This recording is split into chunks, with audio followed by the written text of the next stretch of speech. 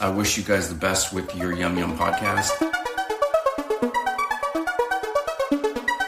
Yum, yum.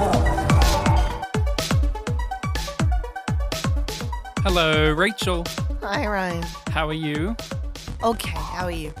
I'm doing fantastic. I am overwhelmed by so much happening with the episode we're going to be discussing today because, oh boy, is it a big episode of Killjoys that we're here to chat about. So I'm doing fantastic. I'm looking forward to discussing this, but also it's one of those episodes that feels like a biggie to just where do you start with it type episode, if you catch my drift. Yeah. As the person responsible for writing down the general breakdown that we follow for the recording, I very much had that feeling. Can we give Rachel a round of applause, everyone? What a hero. What a hero. She's here today. It's just my job. You're at the moment having to tough it at this second in time because you're sick. You're getting over a sickness. In fact, Rachel is filled to the brim with green goo. Green goo. Not the plasma from this show, just, snot. But we will manage. It's not quite green.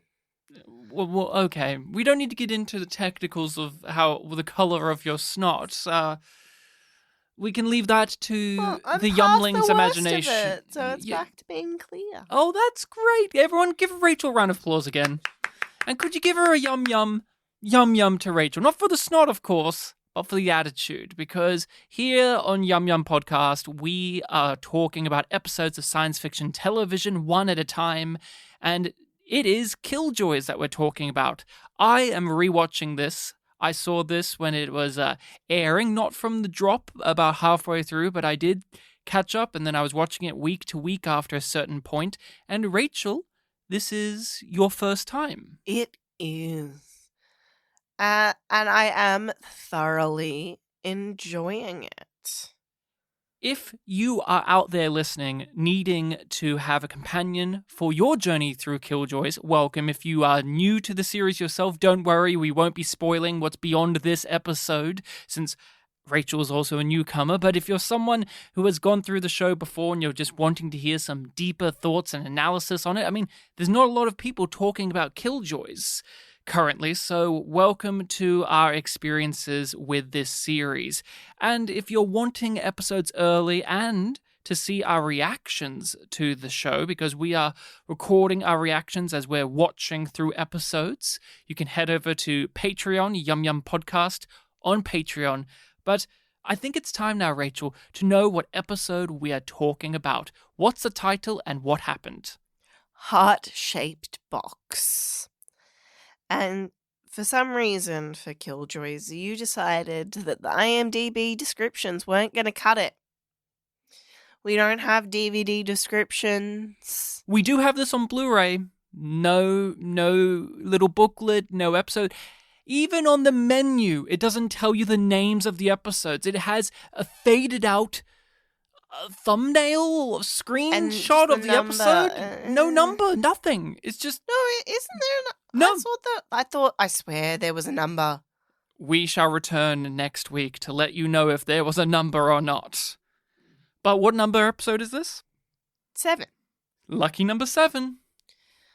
Secret 6 Sabine Triple S. is in the bag, but what do they do with her now? Meanwhile, Thank you. the weenie Jacoby takes a secret solo warrant, but at what cost? It's been 5 episodes since a nutshot. 5 episodes since what? 5 episodes since a nutshot. When you say nutshot, for people who aren't aware, Rachel is very obsessed with how this show started out doing what? Kicking men in the genitalia. They've yet to kick a woman in the genitals. Yep. Where is the equality, Michelle Lovretta? Bring a cunt punt into this show and let Aaron Ashmore go shirtless again. Cowards on both fronts in this episode. But They also love to throw in the word bitch into every single episode except for that one. Remember this season? There was one episode that didn't do it. It felt very brave. Yeah. It stood out. This episode was also particularly brave because there was only one bitch, and it was from Sabine herself, the 6, and she had to say it about Dutch. There was a use of bitching, but we don't count bitching. It's got to be bitch or bitches. That's where our bitch count is most important. If Pre had been here, Dutch goes to the Royal and we don't get to see Pre. And I am mad about it. Is this episode less funny because Pre wasn't around to crack wise? What's his opinions on Sabine being a level 6? I guess he's not laughing, but we have to try and come up with a moment that made us laugh in particular in this episode. And mine is a very simple one. We have a whole elaborate scene in which Sabine has been captured. She's now getting interrogated by creepy Phil, the interrogator that works for Turin. She decapitates him. She holds up his head and gives a little wave, but that's not the thing that gets me. I love that. But it's afterwards, in which Turin is interrogating her further, and they learn that Phil was also a level 6. Mm-hmm. And he says, so you figured out who the mole was. You passed my test. And she knows, as do we, it wasn't a test. And he just admits it straight up with cool confidence.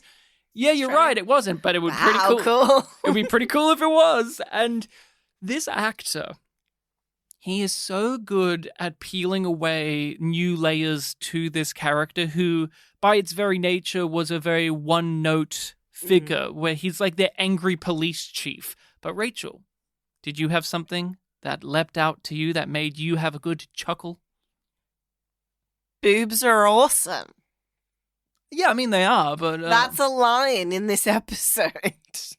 Yeah, they're a weapon, but squishy. Yeah.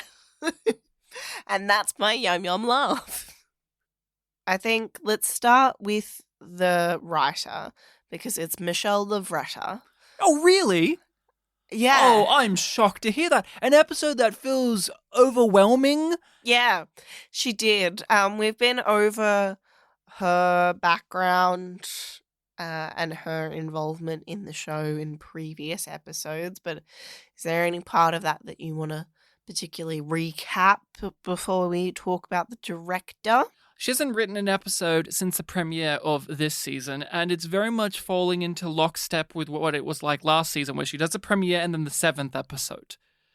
And I imagine she'll do the finale as well. And I don't know if that's going to be how it continues on from here on out. So I just wanted to reference that now, because this season has had a lot of echoes of last season, where it's like the 5th episode is a particularly monumental one, and the 6th episode is kind of like this kooky little character thing, and even like the 4th episode had Delsea in season 1 and then Delsea in season 2. It's not as if these episodes are identical, but the structure of the season, even down to when Michelle writes episodes, is somewhat the same. Even though season 1 was much more about like an unveiling mystery, this one is more like they're still unveiling mystery, but it's handled much differently. Like we know the context more. So yeah, that's what I have to say about that. But who directed this episode? April Mullen. And looking through her directing credits in particular, there were ones that I was like, oh, I've heard of that. But none that I was like, oh, yeah, I know that, or I've watched that. She does a lot of films, primarily. And she does TV, seemingly, I would say, to help get her to Filler. To help fund her next movie. Now, she does recur with a lot of the actors of this show. So one of the things that she's done more recently is Ginny and Georgia, which Aaron Ashmore is one of the leading actors on that. So that's cool. And she did a movie that was about some lesbian coming-of-age film, Below Her Mouth, which has the actress of Delsea in it. So I also like the title of her directorial debut, which I believe is called Rock, Paper, Scissors, The Way of the Tosser. You were gonna cup a fart me. No, I wasn't. What's a cup of fart? That's when you cup your hand, and then you fart in it, and then you can throw it in someone's face. Gary was gonna fart in my face. A lot of the TV work is the usual suspects that we see. Winona Earp shows up yet again. I know, I'm shocked that 100 shows up. The Rookie, Lethal Weapon, Imposters, but she only does 2 episodes of Killjoys. This is the first of her episodes, then she'll be back next season, so we'll keep an eye on her for that. But she does do a lot of movie works, and I have not seen any of these movies, and a lot of them are lower to middling rated films, but they seem to all be a lot of genre pieces, exploitation pieces, or kind of gonzo comedy works, I would say. Yeah, that's the vibe that I got overall from that, and also a lot of ones that looked queer in there. Well, there's an interesting thing about that. Like, they get even the ones that I'm like, that's not a movie about somebody being queer, but it gives queer vibes from the poster. And that works very well for Killjoys, because there's a lot of queer stuff in this show too. So I noticed a recurring name throughout her work, because she also produces and she also writes. So a lot of the films that she's a part of them in more ways than just directing. She'll do a little character, or she'll produce it, or she'll write it. But a frequent collaborator, both in direction and in writing, is a figure called Tim Dorian, if I'm pronouncing that right. I looked into him and I couldn't find exactly what their connection is, if they're married, if they're friends, or if they're related in some way.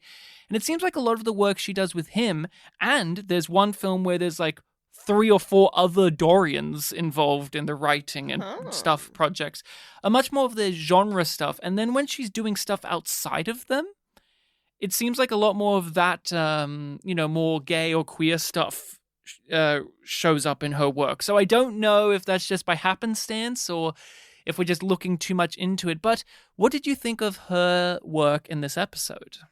I thought that it was fairly good.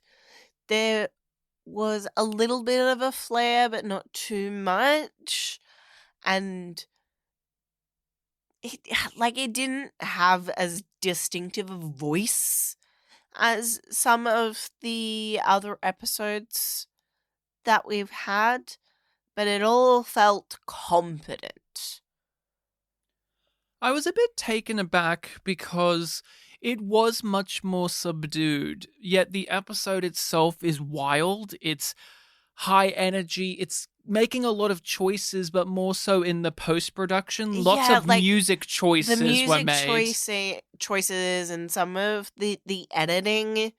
And a lot of it also comes down to just script stuff. We have said many times over now that it comes across that Michelle Lovretta, her episodes are not only the game changers or the ones that move things along, but she does not like to slow down. Her ones just go, bam, bam, bam, bam, bam, bam, bam. Full throttle. Now, I don't know if you'll agree or disagree with this. I think this was the most slow-paced out of her episodes. This was the one that had the most breathing room in her episodes, but I would say it's still double the amount of speed than any other episodes in this season. That isn't by her. Didn't watch it thinking it was a Lovretta episode, which has happened with other ones. So I guess that probably has something to do with the, slightly turned down speed. Overall, I don't know what to make of this episode. When we were watching and reacting to it, I felt very mixed on it because there's elements that I really love, but they're fighting for time against one another. Yeah, it's hard to put it in one place because it's doing such a wide range of things. And some of them it's doing better than others, and some of it is doing well. But it's that doesn't feel like it belongs here, or it doesn't have space here because of all of these other things. And it's well, how do I take into account all of those attributes? I just kind of wanted it to be on the ship with them interrogating and moralizing and questioning and looking into the ethical ramifications of Sabine. Like, I wanted this episode to be much more about that, but whenever we had to cut away to Johnny's working on the wall or we're dealing with this other things, this is one of those times where I needed it to be less worried and focused on maintaining the other series-long plots. But it's frustrating because they are doing stuff with Sabine that is interesting, and they're highlighting these questions. But like some of these moments have time to breathe. It's like they weren't willing to go all in on having just an A plot. And it makes it more frustrating when it goes back to the Johnny stuff because he's being dumb. He's being called out for being dumb. And he can't see it. He's got tunnel vision, right? Which is so in character for him. But it's still annoying because it's taking time away from stuff that I'm more interested in. But it feels like it's there because it's a necessity. And that happens with a lot as well because we get other cast members even in the Sabine story. We have to touch base with Turin. We have to touch base with Alvis. We have to touch base with Jelko, who I did not expect to see in this episode at all. And he's here because this is the nature of the beast. You have these cast members, you have a certain amount of episodes in a season, and you have to make sure that you keep tugging on those threads, or else we would be complaining later on that, hey, it's been a while since we've interacted with these characters.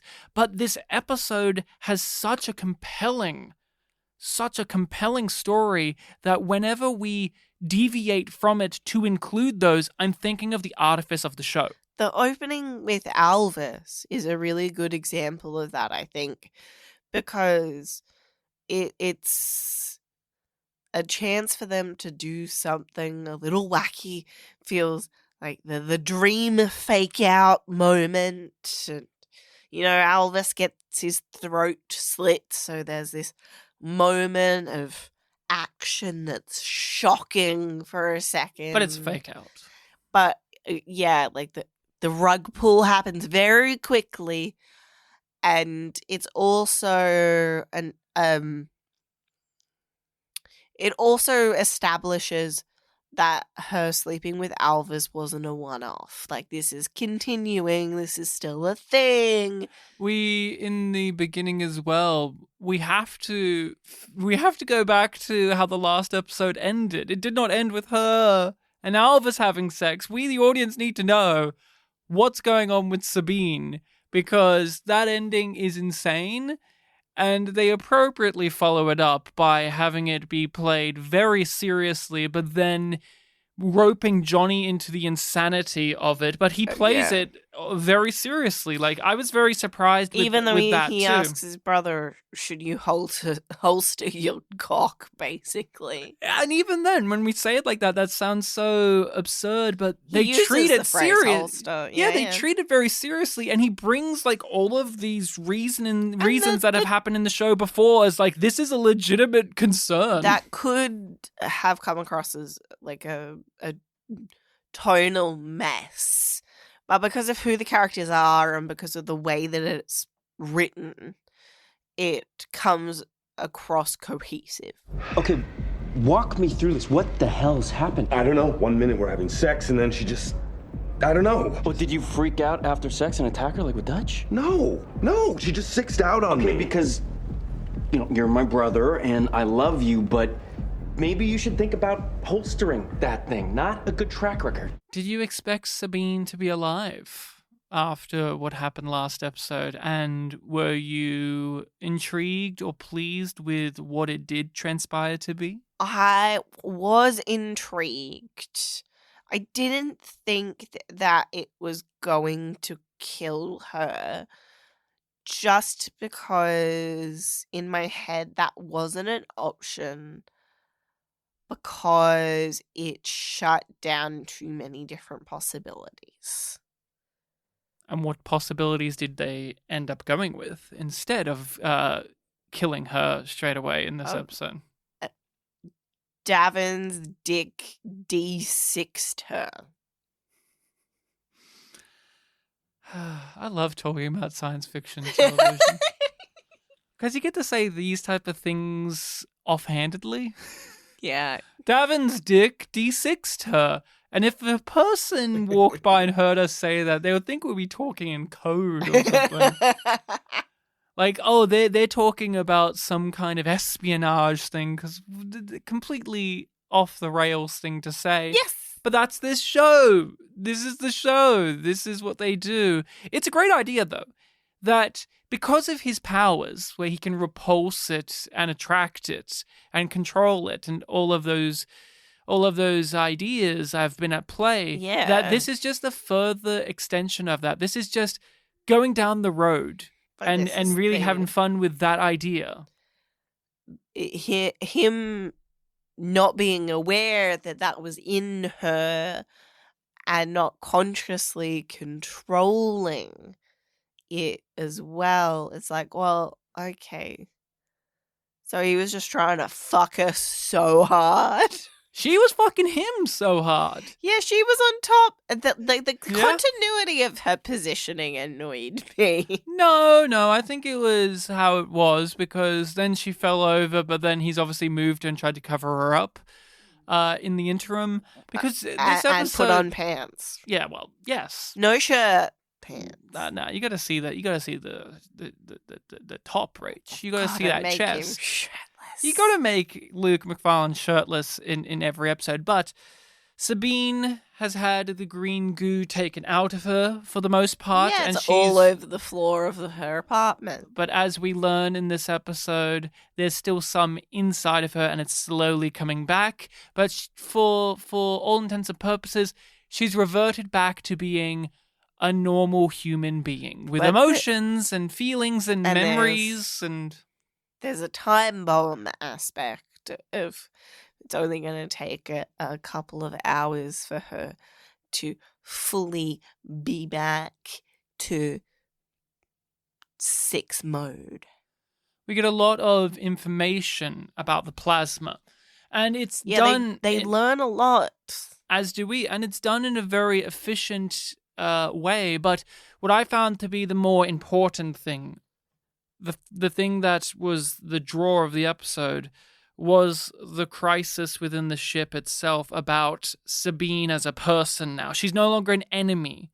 She is a real living, breathing human being. And this debate between Davin and Dutch. About how do we handle her from this point forward, and do we trust her at all? Yeah.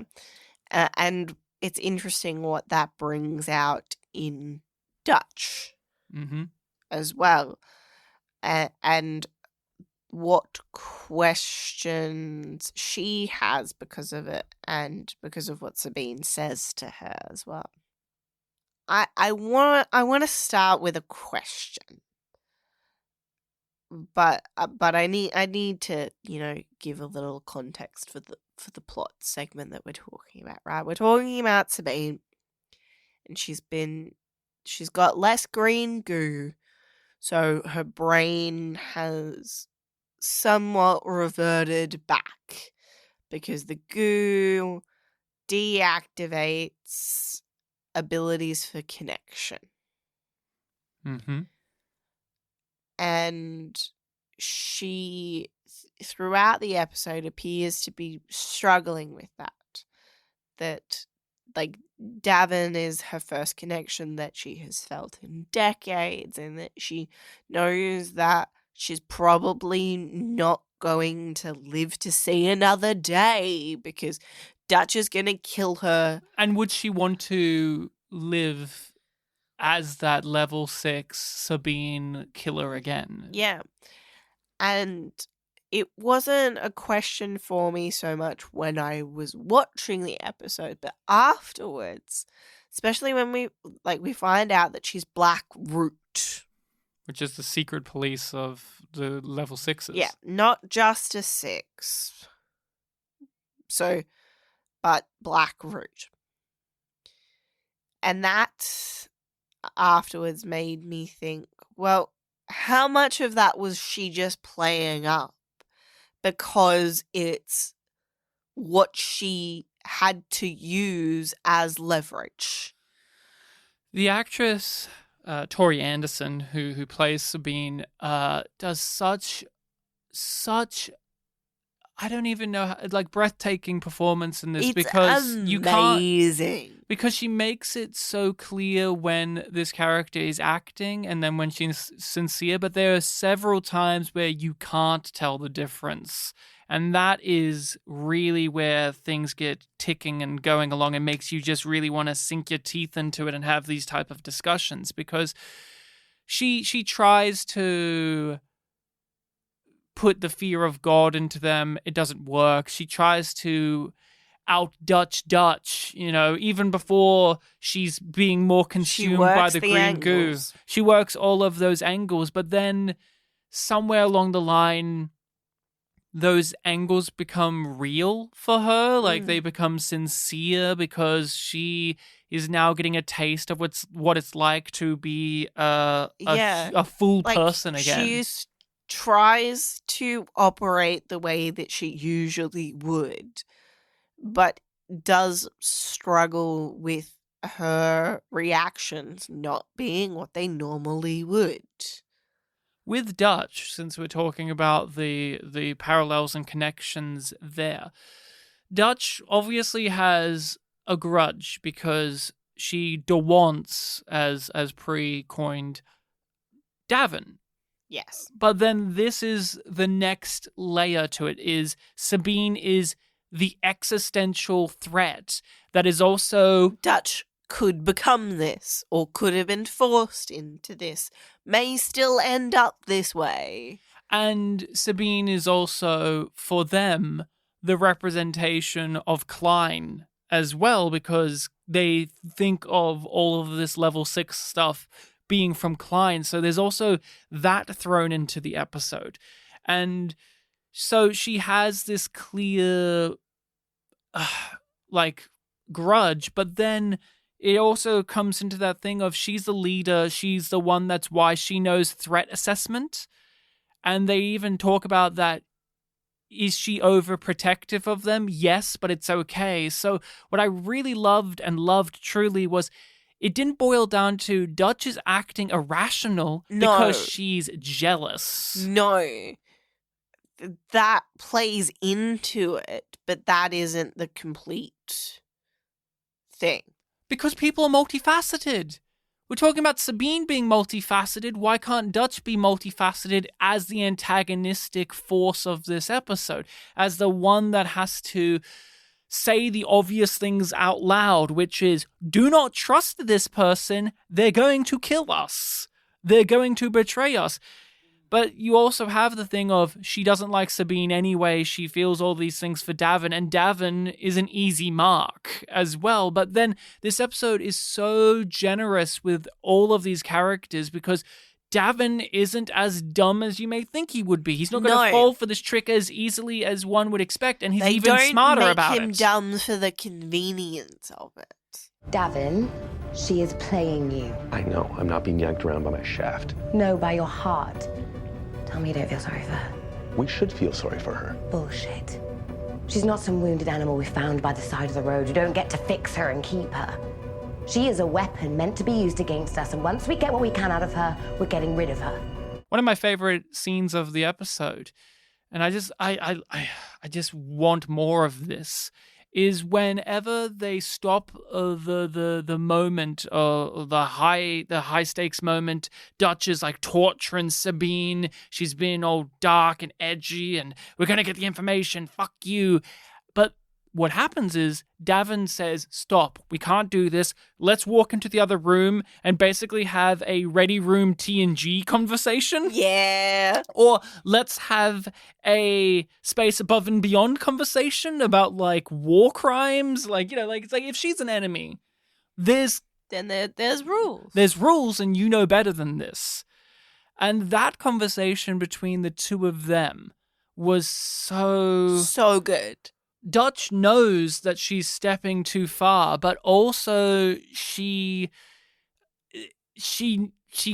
feels it in her gut that it's right, that no one else is going to be able to go as far as she's willing to go. This is her job. It was the standout for me of the episode was that. And I love those conversations. We get so many of just conversations between two characters with warring ideologies and opinions, and they come to some mutual understanding, or they have a better understanding of the other. Yeah. But not as simple as, oh, now I see it from your point of view. Or, oh, you made a compelling point, but I don't care. Like, there is more heft to it when it comes to those conversations around Sabine that they're having on Lucy, which is a part of why I was kind of just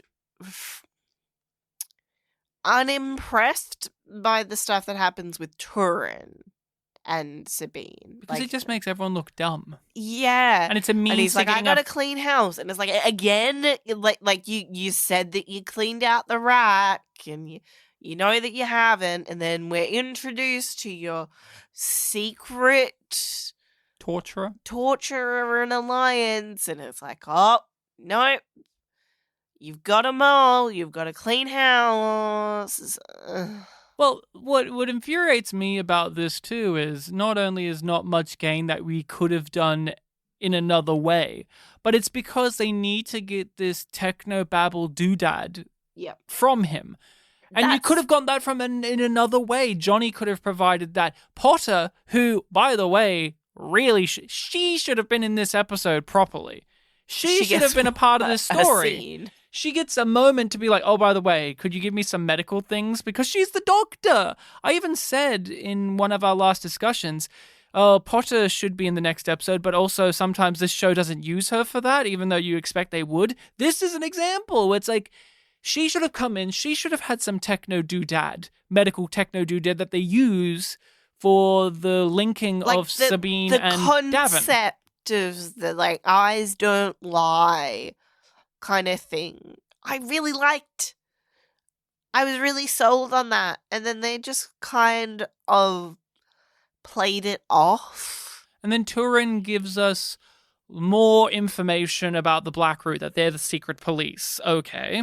And then he says, I'm going to go now back to my home planet. Like, he may as well just off the screen. Even though I laughed at his lines and I enjoyed this character and this actor, it just made everyone look like a dumbass. It made this whole idea of them working for him secretly feel perfunctory because, he's a dumbass. So it felt like they entered a cheat code for that section of the script. Dutch has to kill Sabine by the end of this episode. That's a given throughout it all. Yeah. And when they do get to that moment, they have an exchange about how Klein has removed her from the green, but he made you ready to be a level 6. And you may as well be one anyway. You're half level 6. You've been scarred over. You've been emotionally cut off. You are me right now without this sci-fi magic green goo. You've been molded, broken in the cradle, as she says, to be this. Such a good line. There's a lot of, I don't know if you would say truth, but there's a lot of merit to it and a lot to think about. It cuts to the bone in a way that I wasn't expecting to get in that moment. But a lot of people have, brought into question Dutch's relationship with Johnny. But not so much since Davin joined in terms of, like, them as a trio. It, like, the question that people were asking were, which brother are you going to sleep with? Not, why are you so attached to these two people? Dutch is someone filled with a huge amount of trauma. But when people confront her about this stuff, she often has to deal with the idea that is, am I a broken person? And not only that, am I too broken? I feel like she grapples with the latter one more. I feel like Dutch has accepted that in many ways she is broken, that she's damaged, but it's more, well, can I be redeemed? In what ways do I want redemption? In what ways do I feel like I can be redeemed? And those were also explored really tightly, intertwined with Davin's quest for redemption, or at least understanding of what happened Last to season. him when he lost his memories. But he knew that he did something bad. There's this thing too about the concept or the notion of am I too broken? That with making the comparison to a level 6, to Sabine, to someone who is literally through the genre of science fiction, going through a process in which she is being stripped of her humanity in front of our very eyes, bit by bit.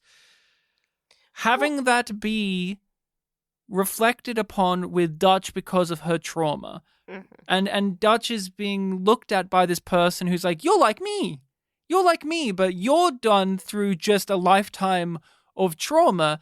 And are you, like me, trying to facsimilate human desires, wants, needs to fill that void within yourself, to make yourself feel like you're fixed? That's why you're with these brothers, because they feel so much and you feel so little. Yeah. And when we talked about The Expanse, that was something we talked about with Amos, right? Like, Amos is a sociopath. That's like one of the things about his character. And like, he goes through the motions and he puts on these airs and he follows the leads of other people because that's what you do. These are the things that you have to make yourself right or help make yourself a better person.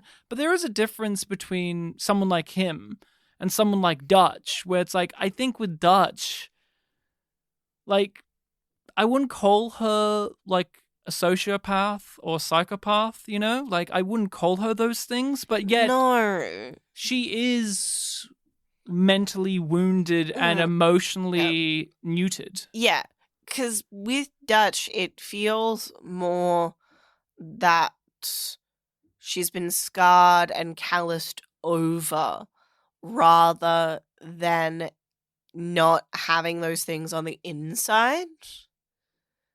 It's that those things were cut away and taken out of her. Not she is not capable of feeling those things. Without getting too much in the weeds of The Expanse, although I do think this is a great series to do after it because these were both on at the same time. And there is a lot of crossover, not only just in cast, but these ideas. But I just want to put this forth to you. With Amos, for instance, you know, we can easily say he's a sociopath, and we have a lot of these things, but a lot of these things you could also see are in Dutch. But I want to just ask you your opinions in this manner. If Dutch was a man, or if Dutch was written by men, would you as easily say that she isn't a sociopath or a psychopath? Because she will go to violence. She will do a lot of these things. She will. And then drink a beer and then be fine with it afterwards. And joke around. When she breaks down, when she has moments with Johnny, that emotion runs so deep and so true. And it doesn't feel insincere when they call her out either. When they say, Dutch, you are a victim of your life, but that does not excuse these horrendous things you're capable and or willing to do. It doesn't feel tertiary, doesn't feel throwaway, because this is a constant thing that has come up in the show. It doesn't just have one little finger wag and then we move on and we forget about it. Like, the fact that Davin locks horns with her in this way isn't just because of this episode either. No. And it's not for the convenience of this episode. It is authentic and true to the characters as well as to the plot. And an aspect too that I just think is very small, but it does a lot of work, is Dutch will quickly admit to or concede the point. Like, she'll admit that she's wrong or concede the point. There was this one moment where Davin reveals that he's let Sabine go. And she, she gets on her high horse about it, and she's like, the knife into my back, and she gets all up in arms, as you would expect. But then when Davin explains what he did, and it's very smart and logical, and we can talk about it, what does she do? She asks how he's doing, and she gives him a hug and tells him it's okay. Least I could do is not let her see it coming and give her a fighting chance.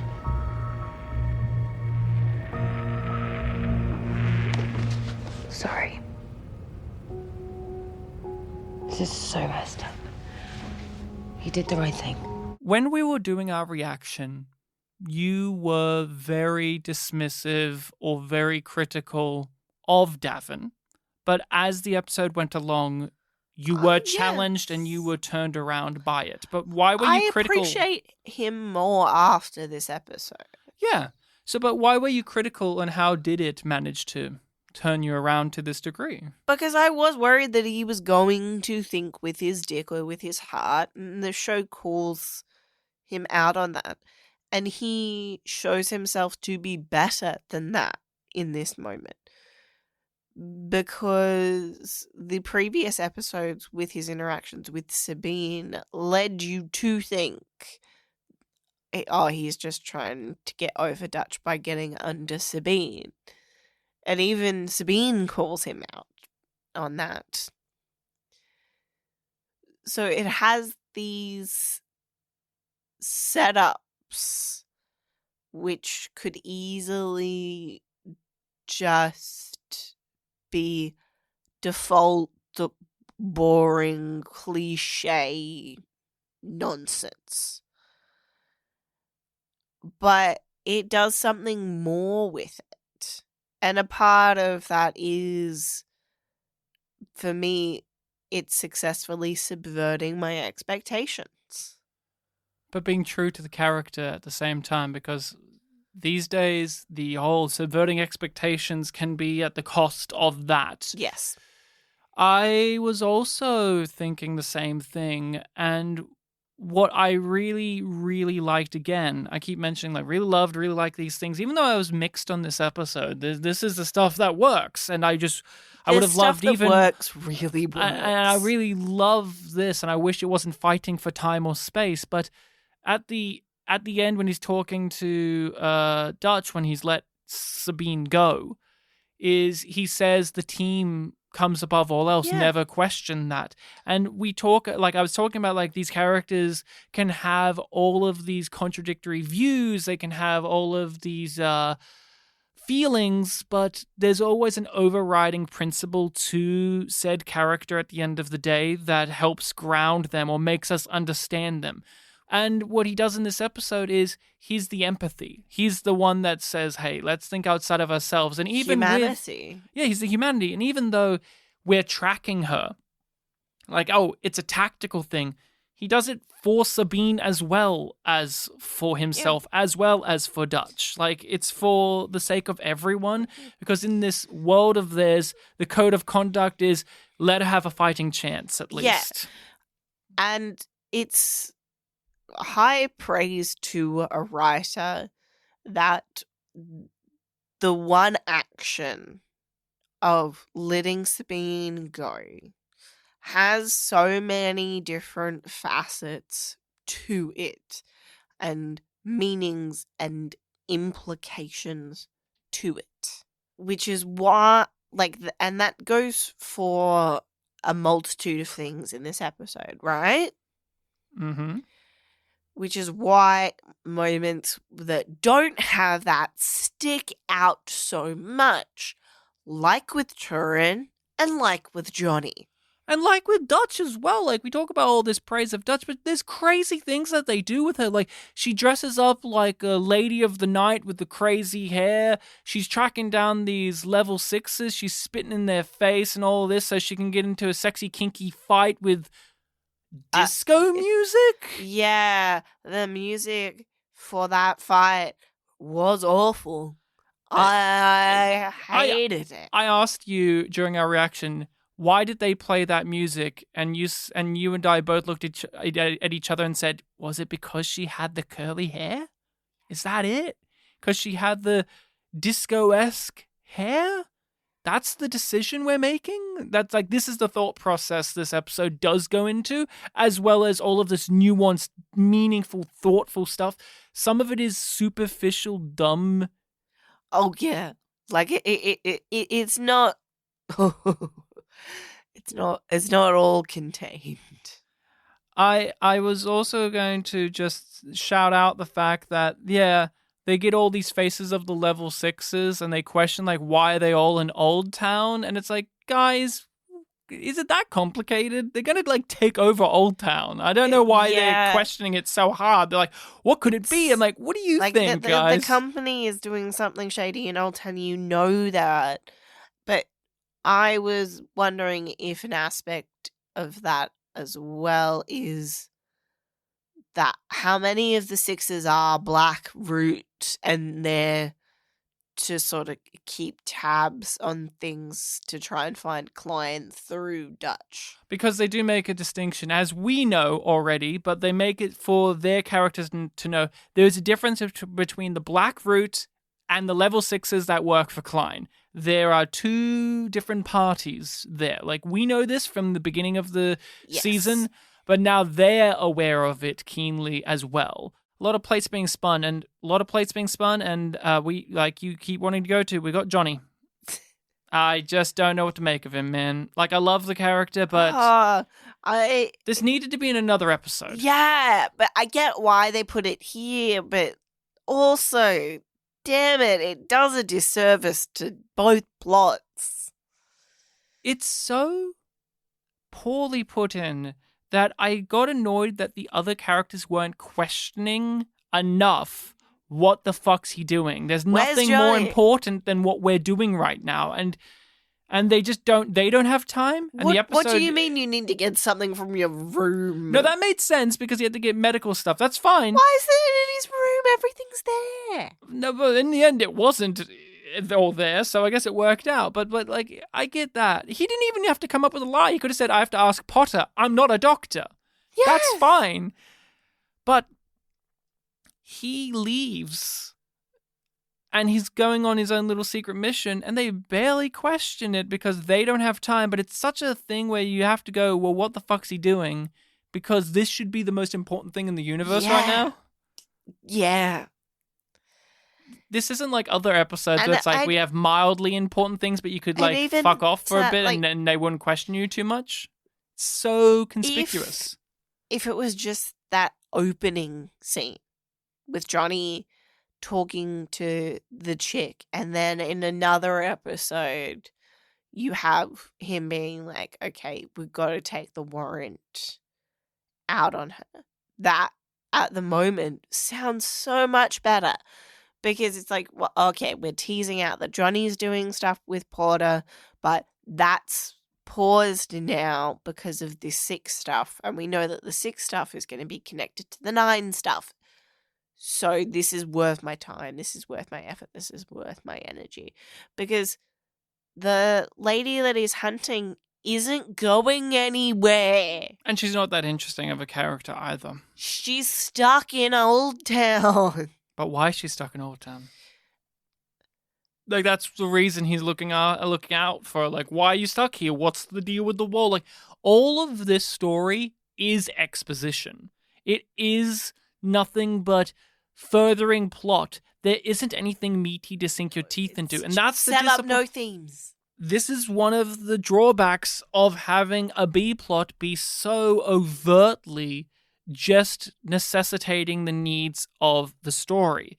You have to bundle it up with something more, or else it just feels like reading a Wikipedia article. This whole story could have been surmised with Johnny just breaking into Jellicoe's office and reading this on his computer.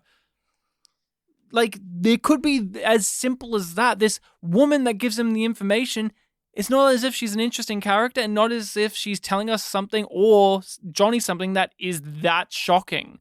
They've used the wall previously. Okay. And they've used it for nefarious stuff. Well, yeah. What? Like, Jellicoe.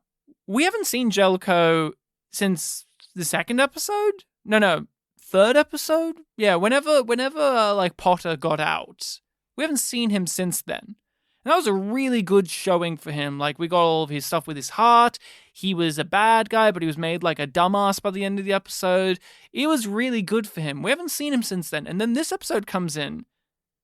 And he just shows up and he captures Johnny and he's smug about it. But if anything, it makes him less threatening to me because of just how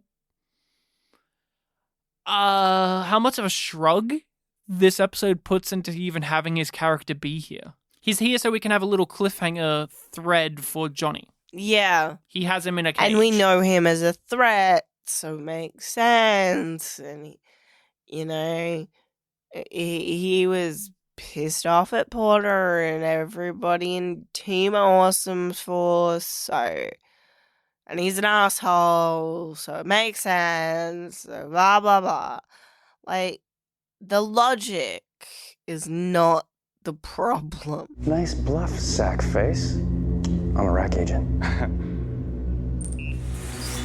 Breaking into a high-ranking officer's personal quarters and stealing company intelligence. My. Care to show me the warrant that covers that? I do want to ask, because, like, it's one of these times where I have a bunch of questions. And I'm slightly annoyed watching it with you because I know you have answers. Sure. Or at least, like, it's question if time. you don't remember, then you can safely look up the answers because Which I don't. You've watched the show. Which I don't, because a part of my rewatch is I'm just letting it unfold and getting my memories to come up with this. Like, one of the questions I asked recently was, did Mossy live? The answer was yeah. When I rewatched the episode and the edit, I'm like, oh yeah, Mossy's there. It's fine. But I was like, do we see Mossy again? I don't remember. We'll have to wait and see. But what are some of your questions? Well, we kind of got into why is Dutch with the brothers? Like, what she pulled to, what she attracted to about both of them. And I think that Sabine is right that there is something about the way that Johnny and Davin are and live their life that Dutch finds attractive or compulsive, almost compelled by. Because they feel so deeply, they feel so strongly. And particularly with Johnny, it's like, if I can earn the love and respect of somebody who's that human, then I can't be so bad, can I? We've also mentioned why are the Sixers in Old Town. It's like, well, they're there because a nefarious plot. A bunch of shit's going down. That they're keeping an eye on things. They can't have company people in there because the company people just get killed. Do you think they're the Black Root only, or do you think any of them are Klein's people? I think it's a mix. For what purpose would it be a mix? The Black Root hunting for Klein. Yeah, I think that there is an aspect to that but also there's just Black Root everywhere, right? That seems to be my impression, at least. Like, the Black Root is scattered throughout the quad. I just ask because at the end of last season and start of this, Del Sayer's plans were put in motion or made from Klein. Yes. He was the one that said, you've got to evacuate hey, Dutch, you've got to get out of Old Town because I'm going to have it bombed. Yeah. We're going to put up this wall and we're going to do this stuff. But the series hasn't touched too strongly on that recently. No. It's just been kind of like, that was a background thing. Has it just kept snowballing, or has it been taken over by the Black Root? I'm not too sure of that. I can't remember that.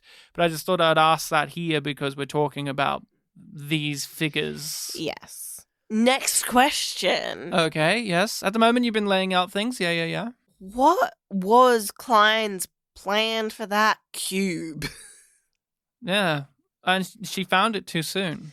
Yeah, that's her feeling that it's. So there was a mirrored in a code. Now to clarify for those who may have not watched this episode recently, in the middle of a snowy field, there's a mirrored cube, a big cube, and Dutch goes inside of it, and it seems like it transports her elsewhere. I thought it was that she had the ability to enter it because of some DNA. And there's these little dolls for children or a child, and there's little crayons, and there's the red box is there. Mm. The usual suspect of Klein's influence is the red box for her next assassination, which has a name. And she's like, I think that's the lady that looked like me. What if she's still alive from 200 years ago? The one that Davin saw in the memories of the green goo. That's something too. They mention the green goo. Sabine mentions it's like a collective consciousness because which Klein has managed to erase Dutch from. Mm-hmm. They don't know what Dutch's deal is and why she's so important. And that's a part of why they're so interested in her. Because not only somehow he's rebelling, that's something too, is how can a part of a collective consciousness individually rebel? Yeah. And take someone out of the memories of this collective goo. That's something that's questioned.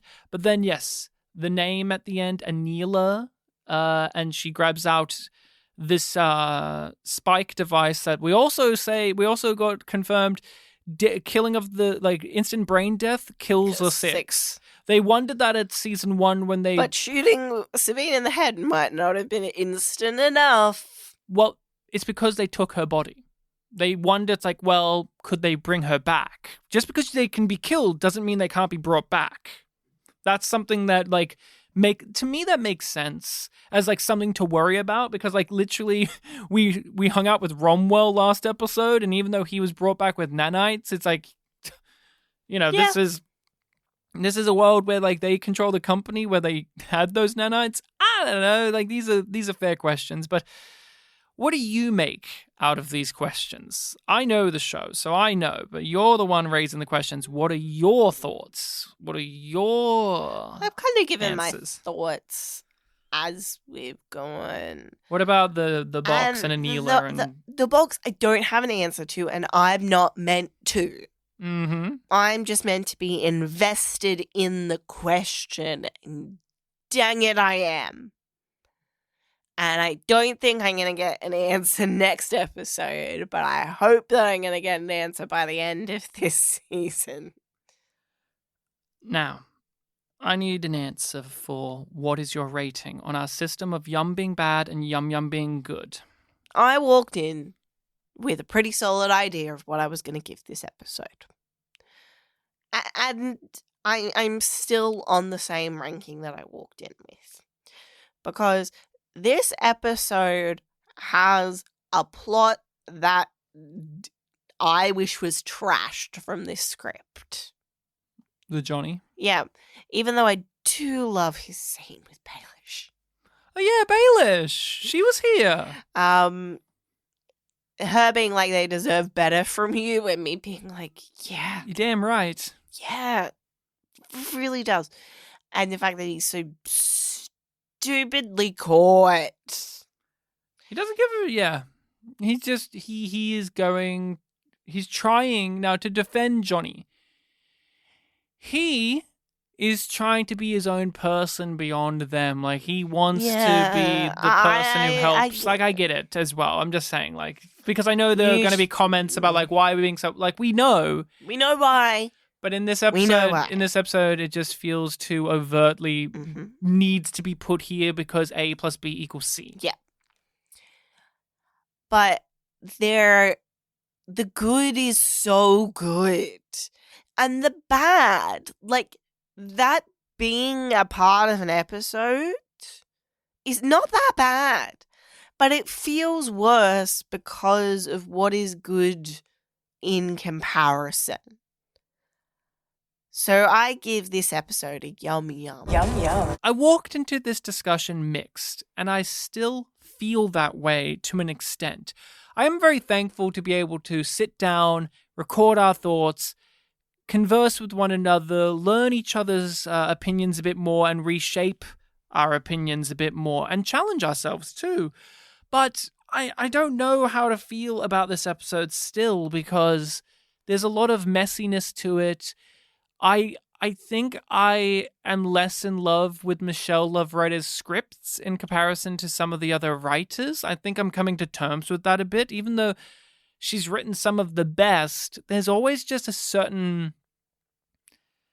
there's just a certain quality to her stuff that also, like, repels me. But all of that said, I do give this episode a yum yum. Yum yum. There's a lot of good character stuff here, and I like being able to just think about this menacing foe that we've encountered with the level 6s and humanize them, think about them.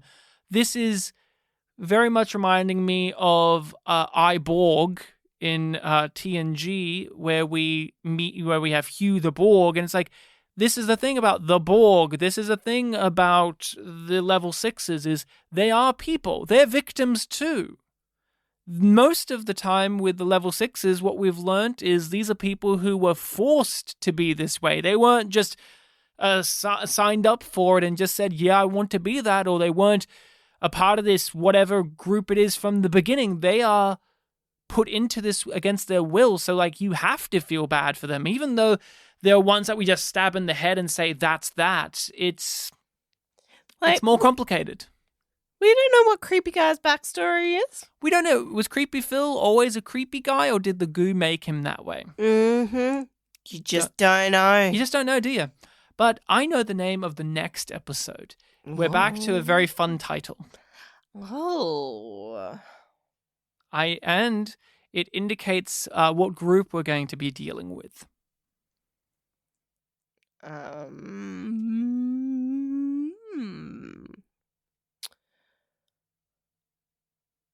Has it got something to do with the brute? No. 9. No. The rack? No. The episode is called Full Metal Monk. Fun title. We'll see how it goes. Everyone, make sure to give Full Metal Monk a watch for yourself, or come on over to our Patreon, baby, where we're watching it in full, or you can go over to our YouTube channel and see our edited reactions. But Rachel, where else can people find us online, and how can they contact us? We are on various social medias under yumyumpod or yumyumpodcast. If you want to send us an email, though, direct that to yumyumpod@gmail.com.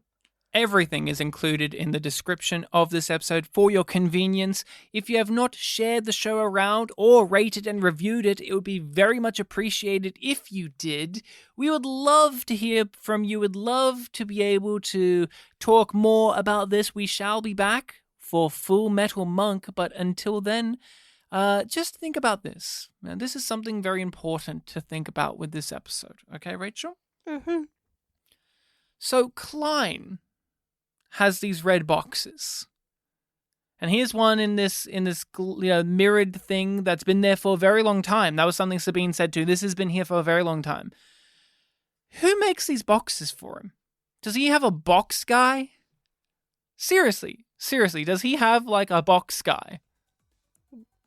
Did the same box guy make the heart-shaped box?